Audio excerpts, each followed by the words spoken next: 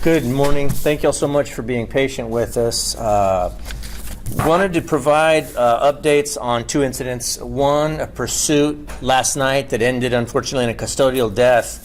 And second, a road rage shooting that occurred this morning on the south side. So let me start with the shooting, the pursuit from last night. Last night, one of our gang unit deputies was patrolling the eastern side of Bexar County as part of our violent crimes task force that's ongoing due to an uptick in violent activity in the area. She physically heard gunshots coming from an area off of Walsham and Montgomery. Around that same time, I believe SAPD was responding to an actual shooting with hits in that same area. The gang unit deputy, having heard the gunshots and then seeing a vehicle fleeing the area at a high rate of speed, attempted to make a traffic stop on that vehicle. She called out that she was making a stop. That vehicle then entered a retail parking lot nearby, started driving around the parking lot, but before long it became pretty apparent to the deputy that the driver of the vehicle was not going to stop. The vehicle then re-entered the roadway and began heading back out on Walsham Road toward IH-35 at a high rate of speed. The deputy did a great job maintaining composure and calling out direction of flight and vehicle description. At the intersection of 35 and Walsham, that vehicle lost control, collided with a light pole. It appears that the driver's side door sheared off, and the driver of the vehicle, a 43-year-old female, was thrown from the car and died almost instantly, unfortunately. A 19-year-old male passenger in the car fled on foot before being apprehended by deputies shortly thereafter. The suspect was taken to the hospital, where he then attempted to escape from deputies there at the hospital while he was undergoing medical treatment, attempted to escape, and was again subdued by a deputy after being tased there in the hospital. So that 19-year-old male is now facing charges of evading arrest on foot, which is a misdemeanor charge, and then an escape charge in connection with what occurred at the hospital. At the crash scene, the 43-year-old female that lost her life as a result of the pursuit, an AK-style rifle was actually found in possession of that. It had been in the vehicle at the time of the crash. There was a fully loaded magazine that was found that had been apparently during the impact became detached from the weapon, but there was one live round in the chamber of the weapon, and then a fully loaded high capacity magazine that was ejected from it. Initially, we weren't 100% positive that vehicle that had been involved in the pursuit was directly involved in the shooting. However, since that time, we have come to find out that there is a connection between that driver, that suspect who is now deceased, and the victim in the shooting that's being handled by SAPD. So I'm not able to give too many details because SAPD is handling that shooting, but I can tell you there is some sort of a connection between the two. So we do believe at this point that the suspect that's deceased as a result of her actions in the pursuit is directly involved with the shooting currently being handled by the San Antonio Police Department. Anoche, aproximadamente las 2 de la mañana, uno de nuestros oficiales de la unidad antipandillas estaba en patrulla cuando ella escuchó balazos. En ese tiempo también el Departamento de Policía de San Antonio fueron despachados a un tiroteo donde una mujer fue baleada. Ya cuando nuestra oficial empezó a llegar a donde ella escuchó los balazos cerca de Walsham y Montgomery, ella vio un carro huyendo, parecía que iba huyendo de la escena a muy alta velocidad. Ella intentó de parar ese carro. El carro entró a un estacionamiento de carros y no se paró, sino que entró para atrás para la calle Walsham, empezó a huir de la oficial a muy alta velocidad. La oficial puso por el radio que estaba persiguiendo este sospechoso o sospechosa en este carro, y desafortunadamente ese carro se estrelló con un poste de luz en Walsham y 35. La mujer, la chofer del carro, fue aventada del carro y falleció ahí en la escena de los hechos. La mujer tenía 43 años de edad. Un hombre de 19 años de edad huyó del carro a pie. Los oficiales lo pescaron. Fue llevado al hospital donde él empezó a pelear con los oficiales, intentó de escaparse, pero los oficiales con una pistola electrónica sí lo tumbaron otra vez, lo arrestaron otra vez. Entonces él se va a enfrentar con cargos por huir a pie y también por escape en el hospital. La mujer de 43 años de edad, sí se piensa que hay conexión entre ella y la víctima del tiroteo donde el Departamento de Policía están investigando este caso, pero sí sabemos que hay conexión. Entonces, ahorita se piensa que ella estaba involucrada con el tiroteo ese donde una mujer fue baleada. Sí se encontró dentro del vehículo que chocó, se encontró que había un rifle estilo AK-47, que también el rifle fue aventado del carro, pero se piensa que es posible que ese rifle fue usado en el tiroteo que también están investigando.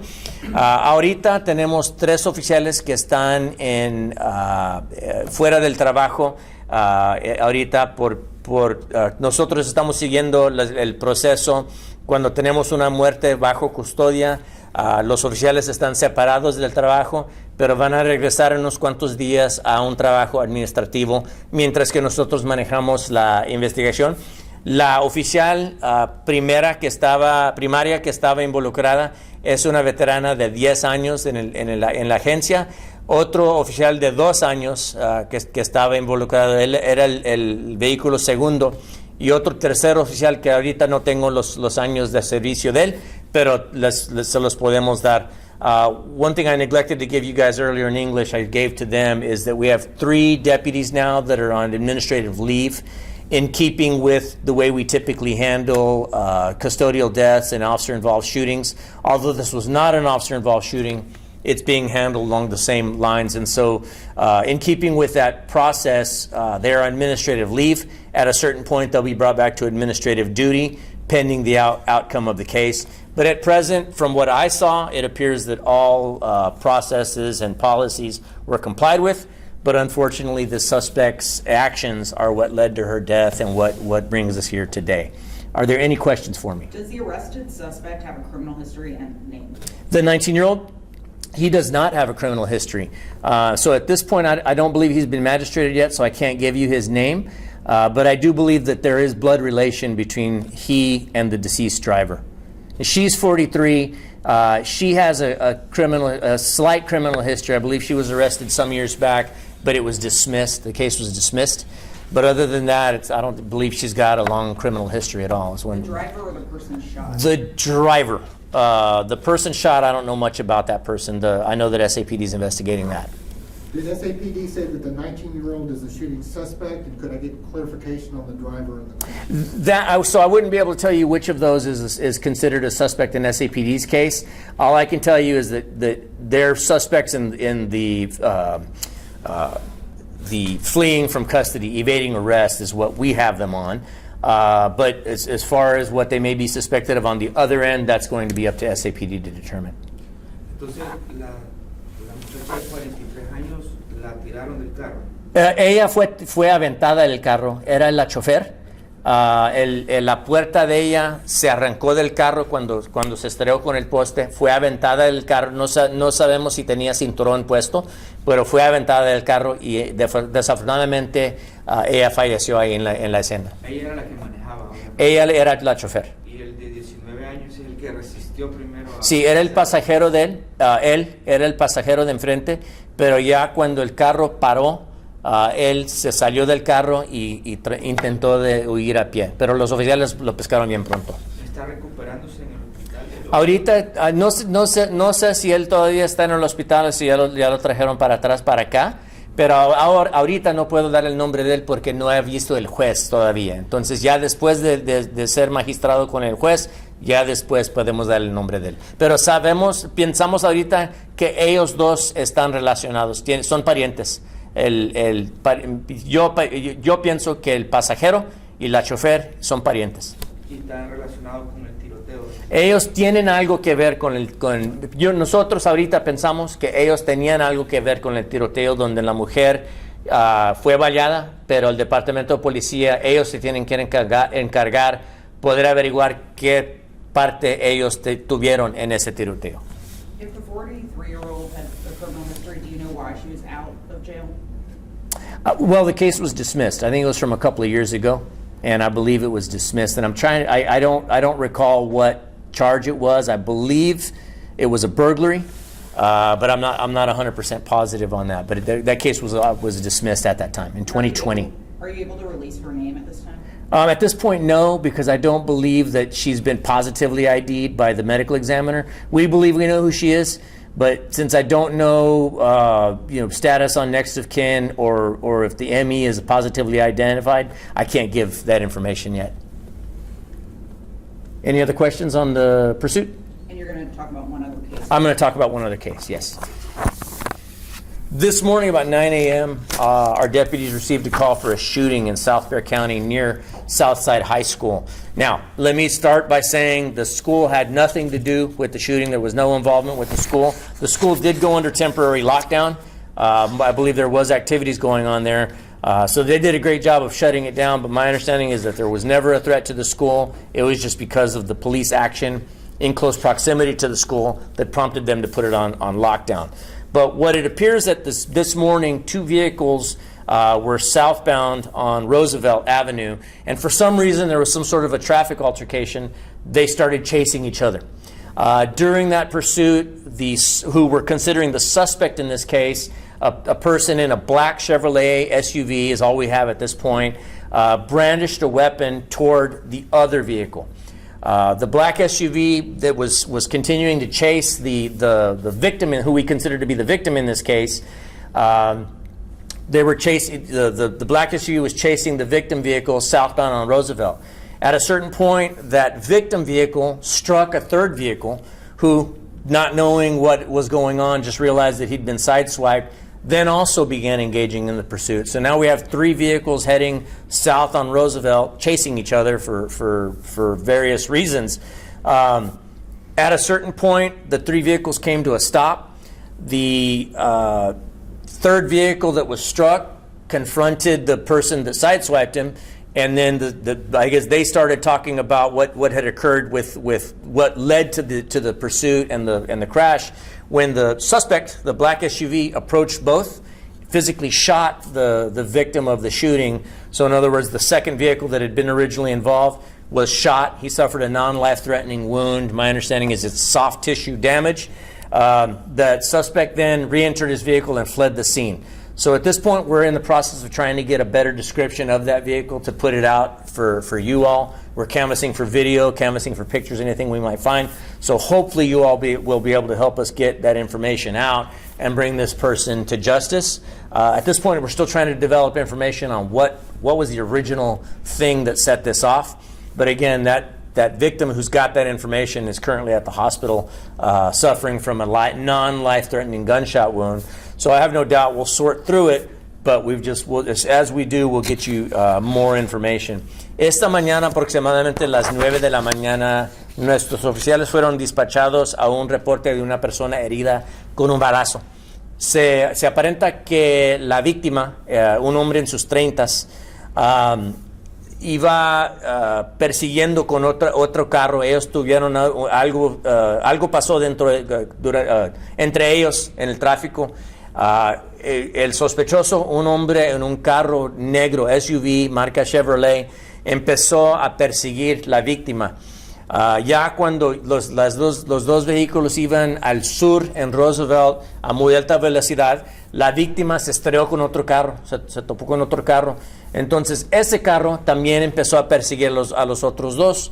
Ya en algún punto en Roosevelt, cerca de Southside High School, los tres carros se pararon.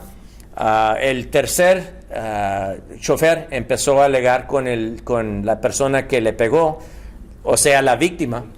Ya el sospechoso se les acercó, sacó una pistola y baleó a la víctima ahí en la escena.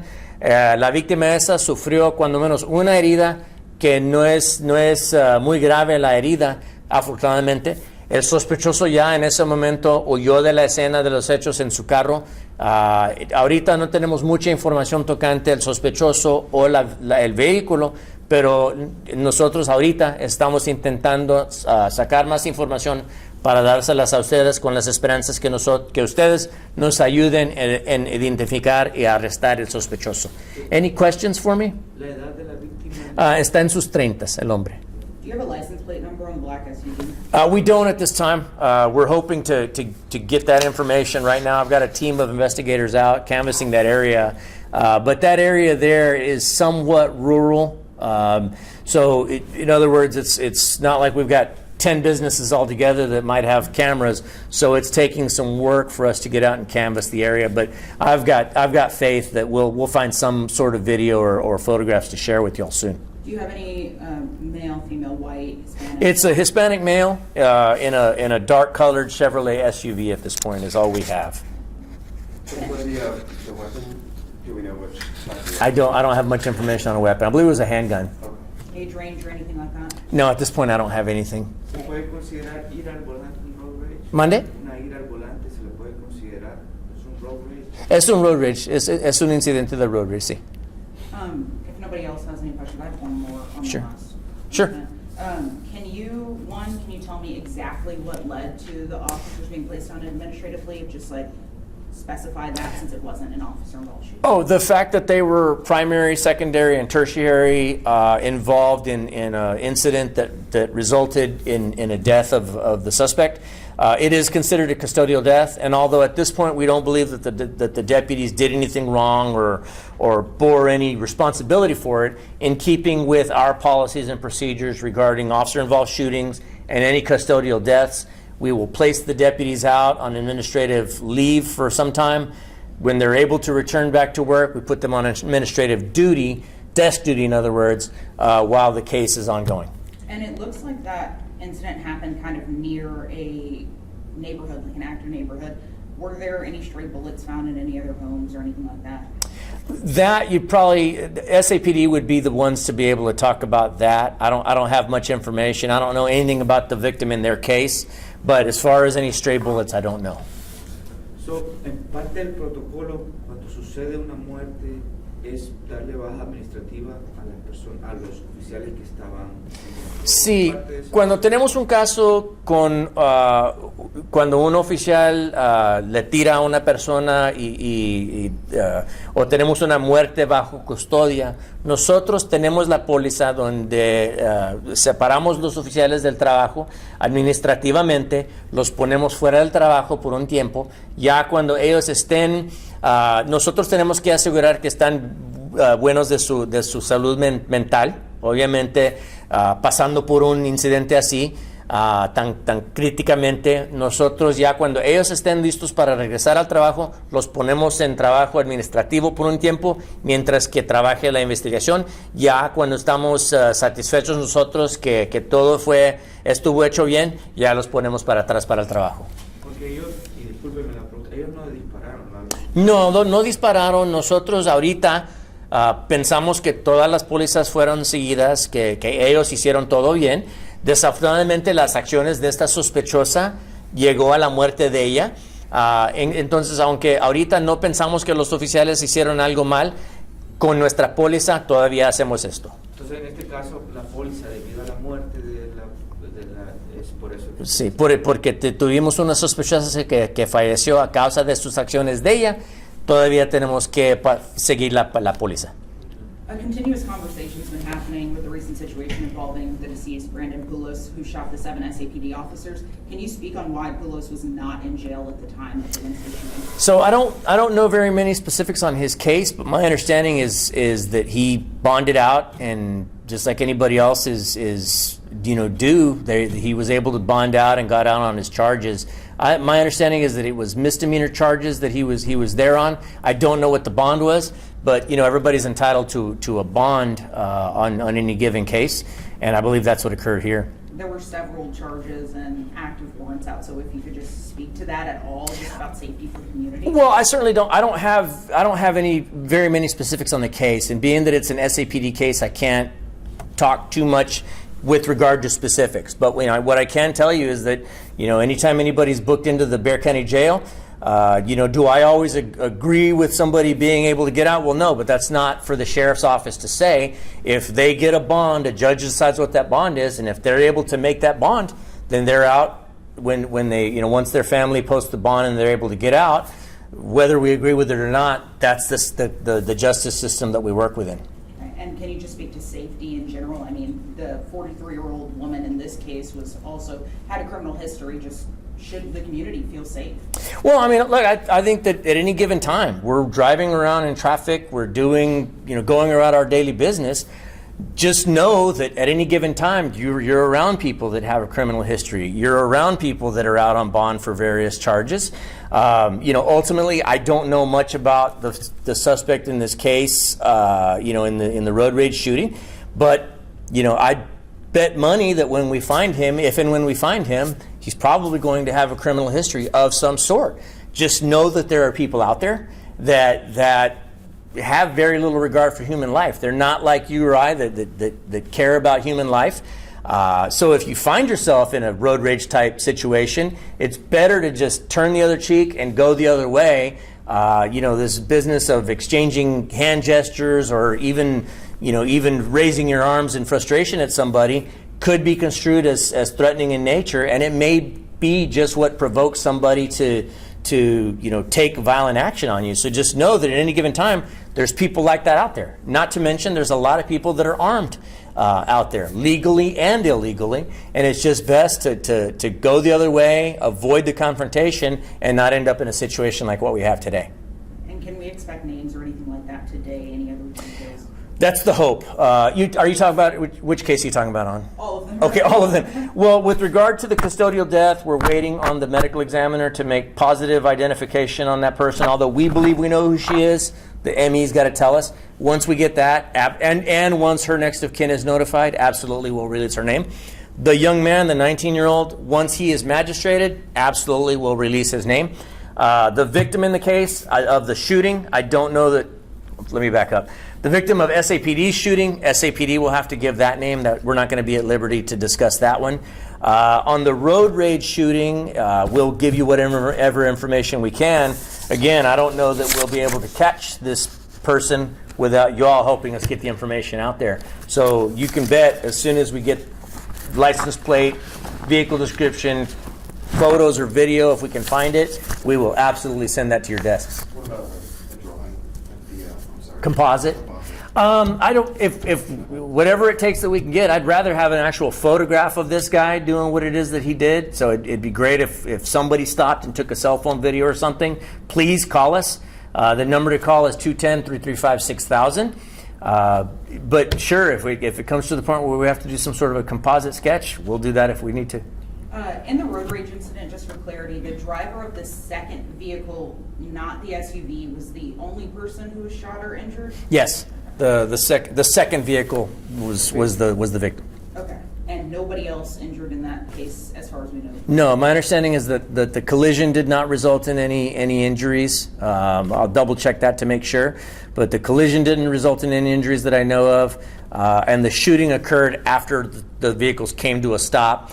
I believe a weapon had been brandished before that part, which is why I believe that victim was fleeing from the suspect. But then when they came to a stop after the collision is when the suspect then took advantage of that situation and shot the victim. And this may not be known yet, but they were at a stop. Were they at a stoplight that maybe had cameras at the intersection? I don't know where they stopped. I just know it was somewhere in the vicinity of the school, so the school went into lockdown. But again, hopefully we'll know more as the day progresses. It's still just a couple hours since it happened, and I've got investigators out there canvassing the area now. Entonces, el de SAPD como el de aquí es en la madrugada y el de la mañana es totalmente diferente. Sí, son dos diferentes incidentes, pero ya que estamos aquí dando información, el tiroteo, la mujer baleada pasó aproximadamente a las 2 de la mañana. Este incidente pasó aproximadamente a las 9 de la mañana. ¿Podría hablar sobre un caso sobre los tráfico humano de Ubalde, algo diferente que se ve esta semana sobre Abelardo Herrera? De Abelardo Herrera, ¿Puedo juntarme con mi oficial por un ratito para sacar unos detalles y luego ya me regreso? Okay. He was actually asking me about information on a human smuggling case that we worked on as well. If I can just leave and get some details on that, I'll come back and I'll talk about that as well. If any of y'all want to stick around for it, feel free. I'll be right back. If not, thank you for coming in for this one. But I'll be back here shortly if y'all want to talk about the human smuggling. Thank you. All right, my apologies, guys. I had to get some details down on that, but I'm glad y'all brought it up because our folks did a really good job of working with our partners and getting this guy arrested. Again, the suspect in this case is 30 years old, Abelardo Herrera. He's from Laredo, Texas. He was arrested on January 22nd pursuant to a search warrant at the Bexar County Sheriff's Office, the Human Exploitation Unit, as part of our organized crime group, went after, executed a warrant, and along with several federal agencies, and placed this guy under arrest. He is currently in custody in Webb County at the Webb County Jail, but of course he's going to be brought back to Bexar County. Right now he's facing 10 counts of continuous smuggling of persons, 2 counts of continuous smuggling of persons under 18 years of age, engaging in organized criminal activity, and federal migrant smuggling charges may be applied as well by our federal partners. But we've got this suspect involved in several incidents. Back last June of 2024, you all may recall, the media all made it out to a scene where we found 24 migrants had been smuggled inside of a flatbed trailer that had a false compartment put in it. Several of those victims were suffering from heat exhaustion. Some of them had physical injuries from having been beaten and abused. Well, this suspect, Abelardo Herrera, was arrested on that day. He was a part of that smuggling ring. I believe he made bond and got out and went about his way. We continue to investigate the case. Here this past week, on January 14th, you all may recall that a Von Ormy police officer made a traffic stop out near Fisher and 35. Found, I believe it was about 13 people being smuggled in a car that, trust me, is not big enough to hold 13 people comfortably. So these people were basically stacked like cordwood inside this car. There were several children among those people. I believe at least one of them was an unaccompanied minor. Again, we at that point found that Abelardo Herrera was linked to that case, which led our Human Exploitation Unit to obtain the warrants. We went to Laredo. We executed those warrants along with our federal partners. On that date, he was found to be, had several people with him. It was 16 people, again, that were ready to be smuggled. And so at this point, we've got 3 different incidents involving this person that clearly has not gotten the point that his activities are highly illegal. And so he's going to be facing charges for the 3rd time. And again, we'll be brought back to Bexar County very, very shortly. Estamos dando más información tocante el arresto de Abelardo Herrera, 30 años de edad. Es un residente de Laredo, Texas. Nosotros, el año pasado, en junio, nosotros recibimos una llamada donde 24 migrantes fueron, nosotros pescamos el sospechoso y otros sospechosos contrabando de seres humanos. Nosotros en ese tiempo encontramos 24 migrantes que fueron llevados en una traila, un compartimento dentro de esa traila muy incómodo. Ellos fueron llevados de Laredo hasta aquí. Nosotros rescatamos estas 24 víctimas bajo la custodia de Herrera y otros sospechosos. Varios de esos migrantes tenían heridas físicamente, fueron abusados.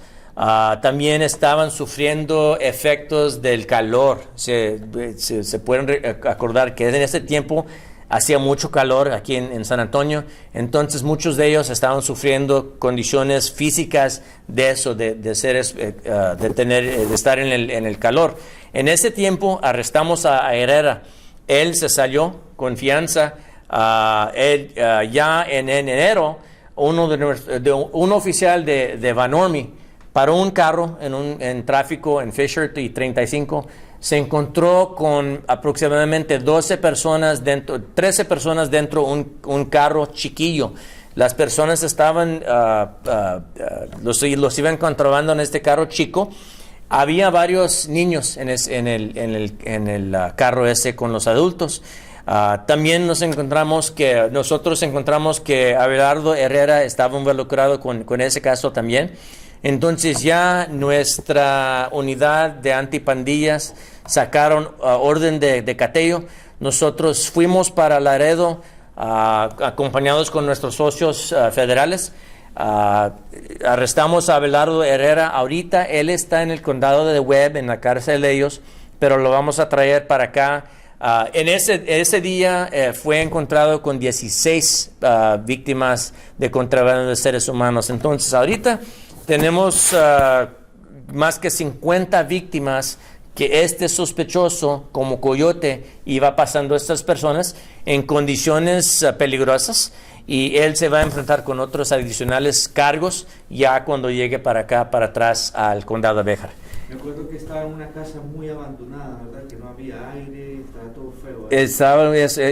Exactamente, era una casa fea, sin ventanas, y los tenían a fuerza ahí, aunque varios de ellos estaban teniendo problemas físicos de las condiciones, y varios de ellos también tenían heridas por ser abusados. De hecho, había una guatemalteca que dijo que había pagado hasta $30,000 aproximadamente por... Sí, muchas de esas personas habían pagado mucho dinero, y desafortunadamente llegaron a ese punto donde estas personas, como hacen los coyotes, los pusieron en peligro, a riesgo de vida, y abusaron de ellos, y luego ya desafortunadamente llegaron aquí. Y ahorita no sé el estatus de estas personas. Las agencias federales se encargaron, pero nosotros nos encargamos de comprarles comida, darles agua, darles primeros auxilios, y ya de allí, desafortunadamente, pues no sé qué pasó con esas personas, pero de allí nosotros obviamente tenemos que arrestar a las personas responsables de ponerlos a riesgo, y Abelardo Herrera es una de esas personas. 10 counts of smuggling, 2 underage. Can you clarify if that's 12 charges? How many people were there? Well, so all in all 3 incidents involved, we got about 52 victims of this guy's smuggling activities. 24 on the first case back in June. 13, I believe, on the Von Ormy case, and then my understanding is it was 16 on this latest one. So he's facing a litany of charges. I mean, these 10 counts is going to be, for at least one of them. But all said and done, I don't believe that we're done charging this guy with various charges. And then on top of that, whatever our federal partners decide to do with him as well. Considering this is an immigration case, can you talk about rumored raids in Bexar County? Is this happening? Is this something that people should be expecting? You know, we've heard that Bexar County is on some sort of a list for raids, but I have not seen anything official that may happen. I can tell you the sheriff's office has not been asked to participate in any raids.